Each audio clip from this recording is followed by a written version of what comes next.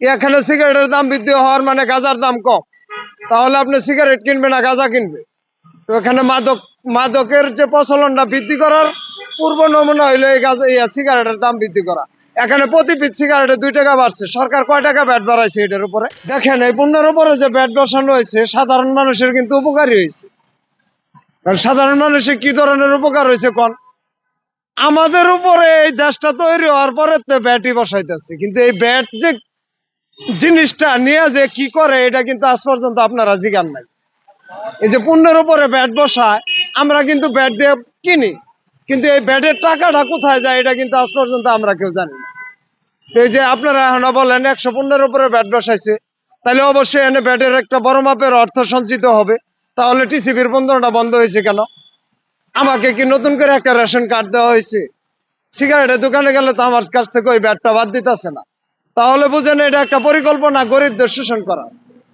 আর এই শোষণের আওতায় আনা হয়েছে প্রথমে রিক্সা চালকদের, যে এদের একতা নাই, এদের বলার কোনো লোক নাই, যার জন্য এদের উপরে প্রথম দেওয়া হয়েছে।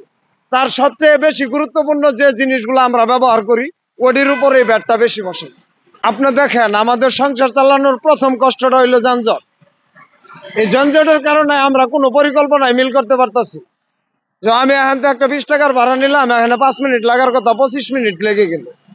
তা আমাদের তো টাইমিং কাজ, আমরা যদি সময়ের কাজ সময়ে করতে না পারি তাহলে আমাদের অসুবিধা।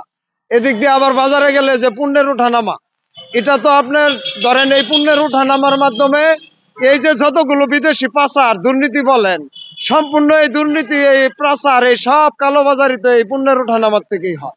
এই ভুক্ত অধিদপ্তরের ভিতরে এই সম্পূর্ণ পরিকল্পনা হয়। আমরা বলছিলামই ওইভাবে যে আমাদের সাথে আলোচনা করেন, এটার একটা রাস্তা বেরিয়ে আসবে। আমি সিগারেটের ধরেন আমি খাওয়া বাদ দিলাম, একজন খাওয়া বাদ দিলে যদি এটার দাম বৃদ্ধি কমে যায় তাহলে আমি বাদ দিব, কিন্তু ঘটনা হলে এটা খাওয়া বাদ দিলে তো এটা নিরসন হবে না।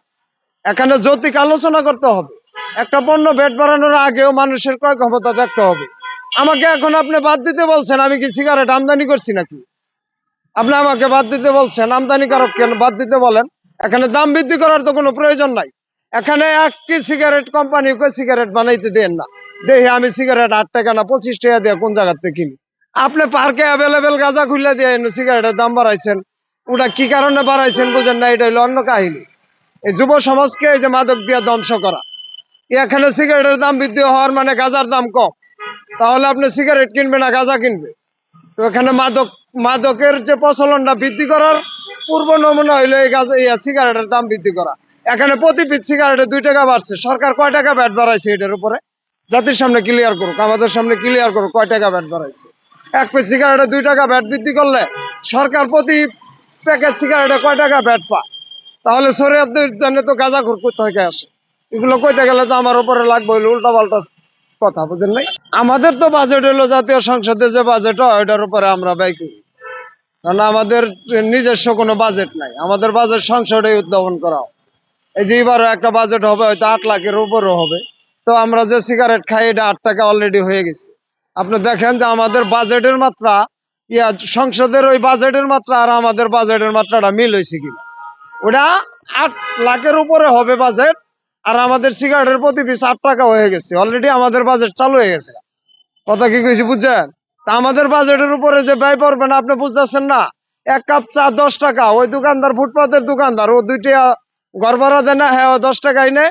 ওই যে 30,000 টাকা ভাড়া দেয়, হ্যাঁ ও 10 টাকাই নেয়। হ্যাঁ আপনি ঘটনাটা বুঝতেছেন না। এই জায়গায় দেশে তো কোনো আইন নাই, এটা হইলো এক মাপের দেশ। এটা হইলো কি এক মাপের দেশ। 5 কেজির যে ওজন 1 কেজির একই ওজন। আপনি এটা কিভাবে বুঝাবেন বলেন তো দেখি? এই নতুন স্বাধীনতা দিয়ে আমাদের যা লাভ হোক আর না হোক গোটা দেশবাসী দেখতেছে কি লাভ হইতেছে। কথা বুঝেন নাই? 5-6টা 7টা করে মামলা খালাস, 17-18 বছর খালাস, কিন্তু আমাদের একটা দাবি পূরণ হইলো? আমাদের তো একটু ডাক দিয়ে নিয়ে জিগাইলো না যে ওই মেয়ে তোমরা 21 আগস্ট দাবি করছো, 54 বছরের পরে তোমাদের দাবি, তোমার এই কথাটা শুনো, এটা কইছে তো 17 বছরের আগেরটা খালাস হয়ে গেছে। কই একে আমি বিপদে পড়বো? আমরা এইভাবে বলবো না। আমাদের যে বর্তমানে যারা ক্ষমতায় আসছে ওরা তো উদীয়মান যুবক আছে, এখানে সাবেকরাও রয়েছেন, প্রবীণরাও রয়েছেন, শান্তি বিজয়ীরাও রয়েছেন, কিন্তু আমরা দেখতেছি কি যে এটা সব মিলাইয়া একটা শ্রেণীকে বাদ দেওয়ার পায় তারা। সেটা হলো এই রিক্সা চালক, এদেরকে বাদ দেওয়ার যে একটা পরিকল্পনা এটাই করা হইতেছে। কিন্তু এবারের এই স্বাধীনতায় এই 3 চাকার বিপ্লব হয়েছে। জনতার বিজয় হয়েছে, ছাত্রদের অধিকার আদায় হয়েছে। এই 3 চাক্কার যে বিপ্লব, সেই বিপ্লবকে তারা বাদ দেওয়ার জন্য এই পায়তারা করতেছে, কিন্তু কোনো লাভ নাই। এবার রিক্সা চালকদের নিয়ে আলোচনা না করলে এই আন্দোলন কোনোভাবেই থামাইতে পারবো না ভাই। একদিক দিয়ে থামাতো, আরেক দিক দিয়ে জ্বলে উঠবে। কথা বোঝেন নাই? আর ঠগায় যাইতে পারবো না।